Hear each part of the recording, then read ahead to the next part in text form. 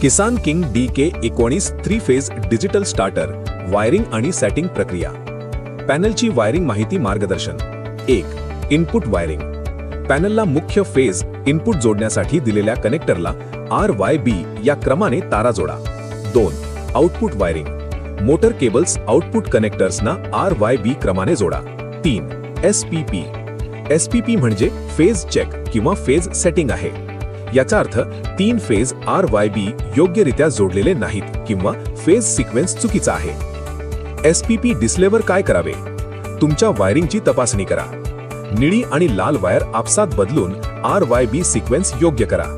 Phase sequence योग्य केल्यावर supply पुन्हा ऑन करा. ऑटो स्विचचे बटन ऑटो मोडमध्ये टाका. 40 सेकंदाचा टायमर चालू होईल. त्यानंतर मोटर ऑन होईल. 4. ओव्हरलोड सेटिंग OLD म्हणजे मोटरवर जास्त लोड गेल्यास ती बंद करण्याची सोय. सेट बटन 5 सेकंद दाबून ठेवा. ग्रीन बटन वापरून OLD पर्याय निवडा. उदाहरणार्थ, जर तुमची मोटर 10 अँप्सची असेल तर ओव्हरलोड व्हॅल्यू साधारणतः 13 ते 14 अँप्स ठेवावी. हे प्रमाण मोटरच्या क्षमतेनुसार ठरवा. सेट बटन दाबून सेव्ह करा. 2. Dry run setting DRN. Dry run म्हणजे पाणी नसल्याने मोटर कोरडी चालू नये यासाठीची सेटिंग. सेट बटन 5 सेकंद दाबून ठेवा. स्क्रीनवर DRN हा पर्याय दिसेल. ग्रीन बटन वापरून DRN निवडा. उदाहरणार्थ, जर तुमची मोटर 10 अँप्सची असेल तर DRN ची व्हॅल्यू सुमारे 60 ठेवावी. ही व्हॅल्यू तुम्ही कमी जास्त करू शकता. योग्य व्हॅल्यू निवडून सेट बटन एकदा दाबून सेव्ह करा. Dry run reset time DAT म्हणजे ही सेटिंग पाणी संपल्यानंतर मोटर बंद होते. मोटर बंद झाल्यावर ती पुन्हा किती वेळाने आपल्याला सुरू करावी हे आपण ठरवू शकतो. सेट बटन पुन्हा 5 सेकंद दाबा आणि ग्रीन बटन वापरून DAT सेटिंग मध्ये जा. येथे तुम्ही वेळ 0 मिनिटांपासून 700 मिनिटांपर्यंत सेट करू शकता. योग्य वेळ सेट करून सेट बटन दाबा आणि सेव्ह करा. On off timer setting OFT. OFT म्हणजे ऑफ टायमर. मोटर किती वेळाने बंद होईल. ग्रीन बटनने टाइम निवडा. उदाहरणार्थ 1 मिनिट, 2 मिनिट आणि सेट बटन दाबून सेव्ह करा. ONT म्हणजे ऑन टायमर. मोटर किती वेळ चालेल. ग्रीन बटनने टाइम निवडा. उदाहरणार्थ 1 मिनिट, 2 मिनिट आणि सेट बटन दाबून सेव्ह करा. Voltage setting HV/LV.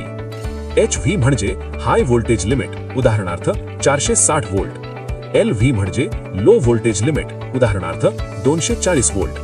या सेटिंग सुद्धा ग्रीन बटनने निवडा आणि सेटने सेव्ह करा. सेटिंग मधून बाहेर पडणे. 1. ऑटोचे बटन ऑटो मध्ये टाकल्यास सर्व सेटिंग सेव्ह होतात. किंवा 2. सर्व सेटिंग झाल्यावर सेट बटन पुन्हा एकदा दाबा. त्यानंतर सेटिंग सेव्ह होतील. आता ऑटो मोड निवडून पॅनल वापरण्यास तयार आहे.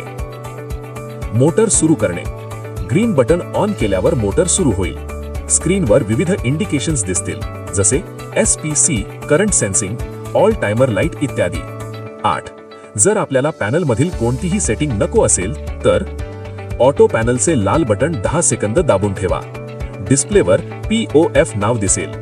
यानंतर तुमचे पॅनल पूर्णपणे बायपास होईल. कोणतीही सेटिंग लागू राहणार नाही. मोटर किंवा पॅनल मॅन्युअली चालू किंवा ऑटो मोडमध्ये सुरू राहील.